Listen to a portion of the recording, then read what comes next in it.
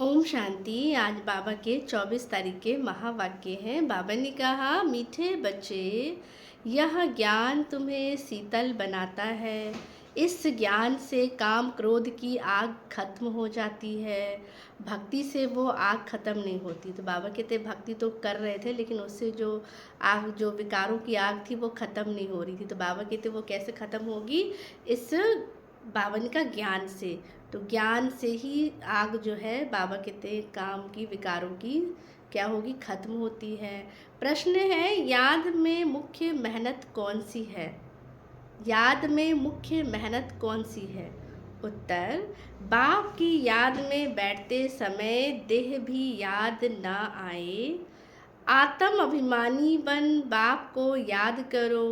बाप कहते यही मेहनत है। इसमें ही विघ्न पड़ता है, क्योंकि आधा कल्प देह अभिमान में रहे हो, है ना, बॉडी कॉन्शियस में रहे हैं ना, देह अभिमान में रहे हैं ना।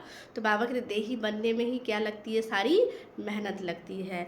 भक्ति माना ही देह की याद। बाबा कहते ना, जिस भी देवी देवता को, भगवान को हम याद करते थे, तो एक बाबा कहते चित्र था, है ना, उसको देख करके, मूर्ति को देख करके याद करते थे। और ज्ञान माना ही परमात्मा की याद, निराकार की याद। तो निराकार की याद के लिए हमें भी अपनी जो अवस्था है वो क्या बनानी पड़ेगी? देही। तब बाबा कहते उसकी याद आ सकती है। धारणा के लिए मुख्य सार है, फर्स्ट पॉइंट, संग दोष से अपनी बहुत बहुत संभाल करनी है। कभी पतितों के संग में नहीं आना है। साइलेंस बल से इस सृष्टि को पावन बनाने की सेवा करनी है। सेकंड पॉइंट है, ड्रामा को अच्छी तरह समझ करके हर्षित रहना है। ड्रामा पे खड़े रहेंगे तो कैसे रहेंगे? सदैव हर्षित रहेंगे। अपना सब कुछ नई दुनिया के लिए ट्रांसफ़र करना है। वरदान है, बाप द्वारा सफलता का तिलक प्राप्त करने वाले सदा आज्ञाकारी दिल तख्त नशीन भव। आगे बाबा ने कहा, भाग्य विधाता बाप रोज अमृत वेले अपने आज्ञाकारी बच्चों को सफलता का तिलक लगाते हैं। कब लगाते हैं? अमृत वेले।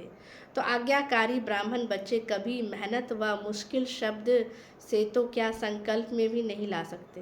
बाबा कहते वो शब्द भी नहीं बोल सकते हैं, संकल्प में भी नहीं ला सकते, वही सहज योगी बन जाते। जो मेहनत मुश्किल शब्द मुख में या संकल्प में भी नहीं लाते, वही सहज योगी और क्या बन जाते हैं? बाबा ने कहा सहज योगी बन जाते हैं। वो कभी दिल शिकस्त नहीं होंगे, लेकिन सदा दिल तख्त नसीन बनो। और क्या बनेंगे? रहम दिल बनो। अहम भाव और वहम भाव को समाप्त करो। तो बाबा कहते जो क्या है, मेहनत व मुश्किल शब्द अगर मुख से संकल्प में भी नहीं लाते, वो सहज योगी भी बन जाते हैं और कभी दिल शिकस्त भी नहीं होंगे। क्या होंगे? दिल तख्त नसीन होंगे और रहम दिल होंगे। स्लोगन है, विश्व परिवर्तन की डेट नहीं सोचो, स्वयं के परिवर्तन की डेट को क्या करो? निश्चित करो। अव्यक्त इशारे, सत्यता और सभ्यता रूपी कल्चर को अपनाओ।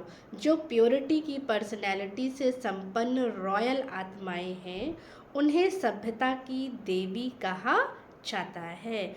उनमें क्रोध का विकार की इम्प्योरिटी भी नहीं हो सकती।